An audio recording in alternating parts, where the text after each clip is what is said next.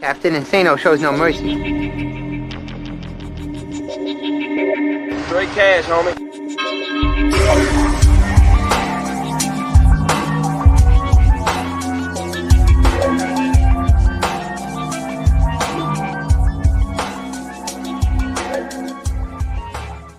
Hold on to your butts.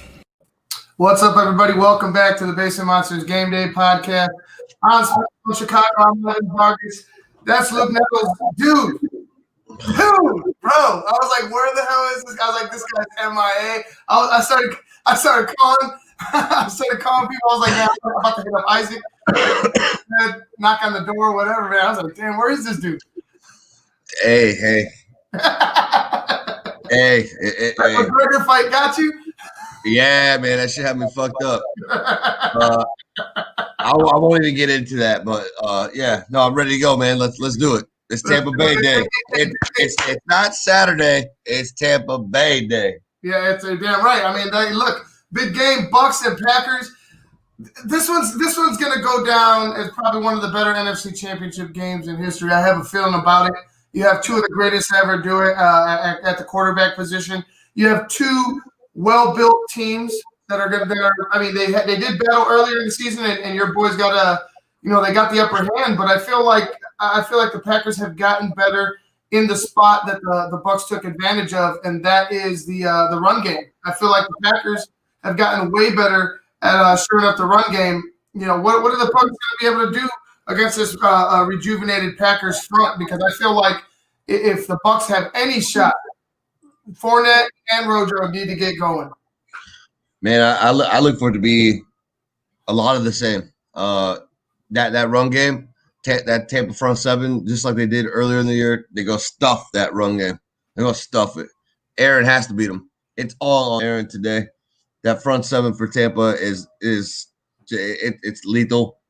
And when Aaron Jones getting them, Aaron Jones go get his little piece, go break one out here or there. For the most part, we got Vita Vea back. Oh my God! Vita Vea coming back is huge. I was telling you about that earlier. I was like, Vita Vea coming back is man, that's bigger than anybody really thinks. Like now you have that middle of the run stuffer. Now you have a guy that can go ahead and shut off or command two guys, and still beat two guys. Mm-hmm. Vita Vea is a huge addition to the Bucks, but let's start off there. How about this? Before we really get into it, let's start off there. The injury report. Yep. You got a huge blow with the loss of Winfield Jr. Yeah, he's going to be out this game. There's a couple more injuries. You're going to have Antonio Brown out this game. Now those are two guys that are. Well, I wouldn't go as far as to say Antonio Brown is a leader, but Winfield is definitely a leader on that team. Winfield is a major part of that secondary for the Bucks. Antonio Brown, he's a major factor, but I feel like Antonio Brown's loss can be complemented with with having Scotty Miller there. Like Scotty Miller in the slot. I don't know. Maybe it's just me. I feel like last game Scotty Miller played well, but we know that Antonio Brown was hurt. So I just want to know with you getting Scotty Miller back into the fold, do you think he has a big game? Do you think he's a factor, or will Antonio Brown be a huge blow for the Bucks team? Because I feel like you played half the season without the guy. Can you? Is he an addition, or is he? Is it? Do we have to get the ball to Antonio? Or do you have? Do we have to get the ball to everybody?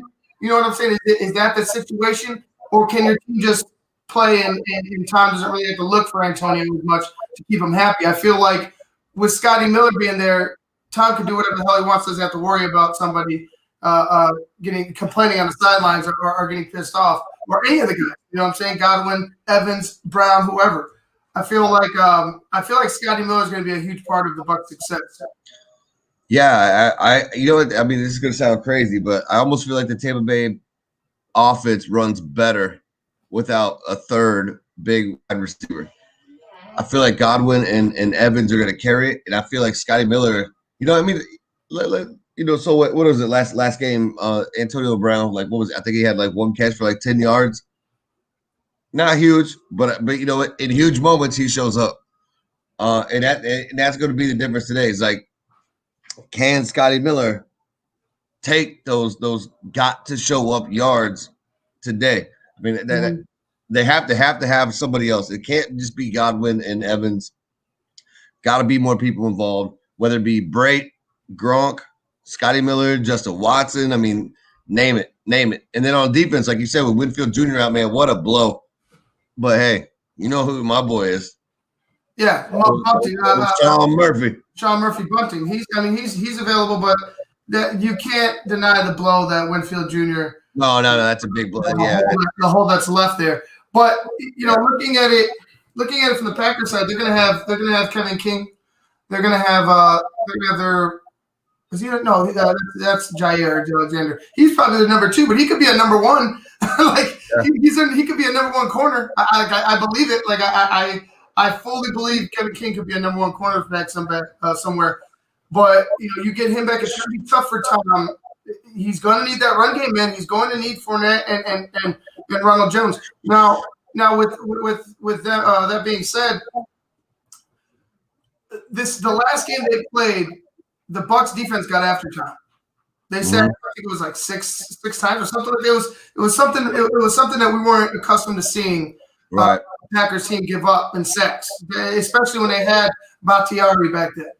So for me, is that going to be the same thing, or will Aaron Rodgers and Matt LaFleur figure out a game plan to negate the aggressiveness of the Bucs, because they like to blitz, they like to send guys, they like to match it.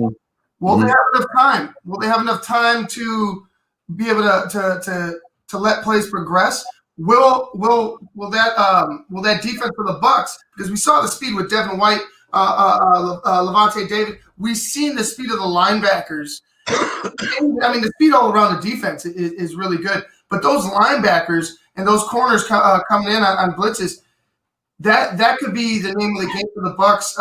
They get to Aaron Rodgers, but get to him fast. So that means confusing that Packers line. I don't know how many times they're going to be able to get to Aaron Rodgers this game, but that's going to be key. Yeah, no, I'll tell you, man. With Aaron Rodgers, you never don't.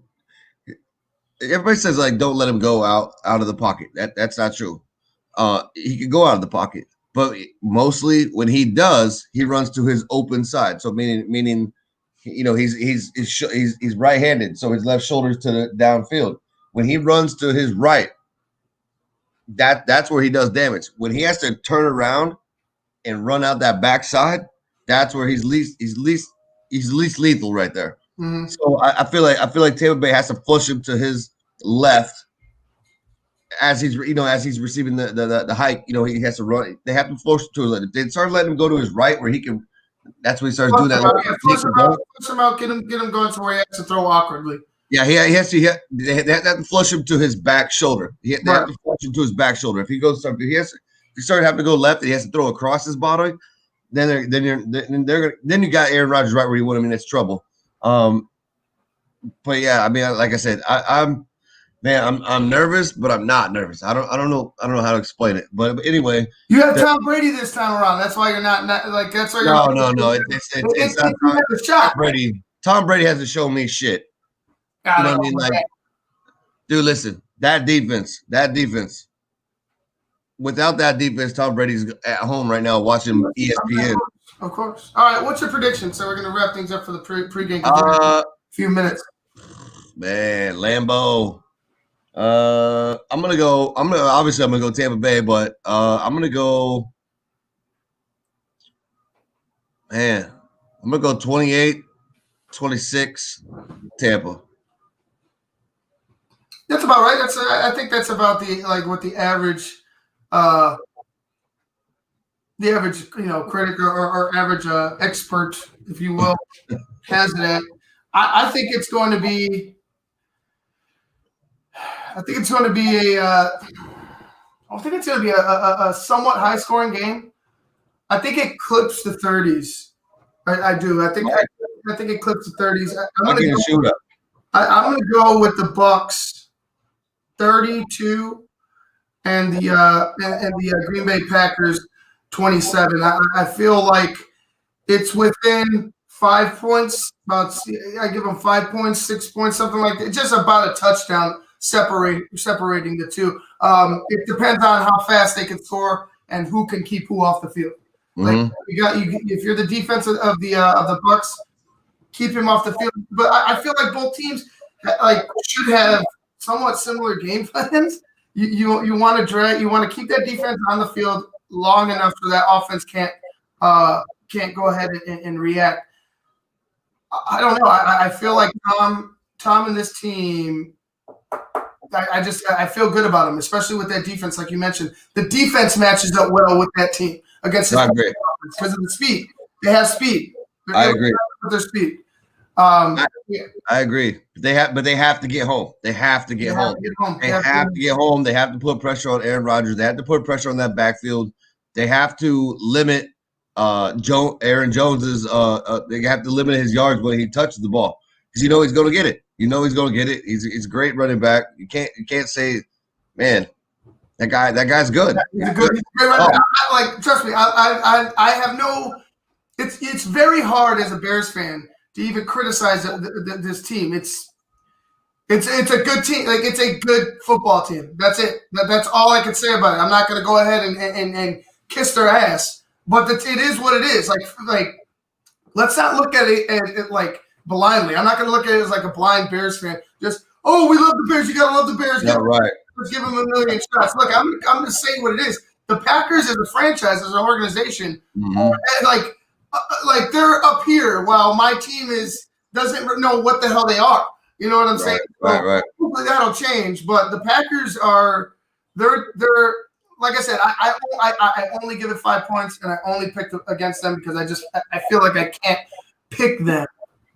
You know what I'm saying? I picked them once against the Aaron Rodgers only Super Bowl when they beat the Steelers. I picked them to beat the Steelers, but this time I just feel like it's going to be that defense, man. I like that defense for the Bucks. It sucks that Winfield isn't back there, but I feel like they'll be okay as long as they stay within themselves. As long as they're able to do their job. Don't try to win it in the first half. You know what I'm saying? Saints, don't try to. If you're the Bucks, don't try to go ahead and win it in the first half. No, this is going to be a prize fight, a long prize fight, and you're gonna have to feel your way through it. I really feel that way about this game. You're gonna have to feel your way through it. I could see the Packers trying to strike quickly. Oh, they should. With the loss of Winfield, I could see them trying to strike quickly. But and I'm not saying that any of these linebackers keep up with the receivers, but when it comes to just covering space, like if you bring pressure and the guy's able to cover space and you make a mistake, it's pick six. You saw what my God, I forgot his name again. All of a sudden, 45 for you guys. Devin White. Devin White. Thank you. It's like, I don't know why I just said his name 2 seconds ago. You saw what Devin White did last week. He's a monster, bro. The same, especially if they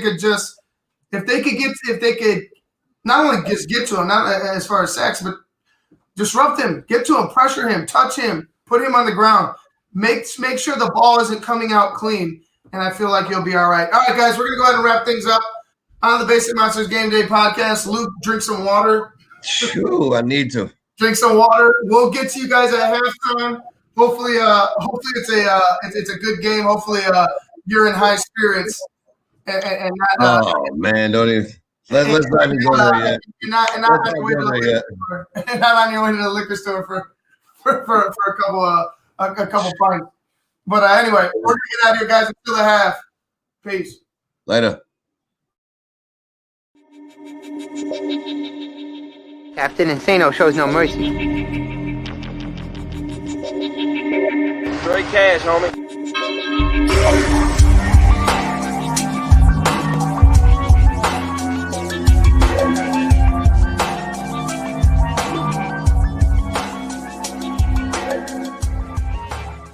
Hold on to your butts.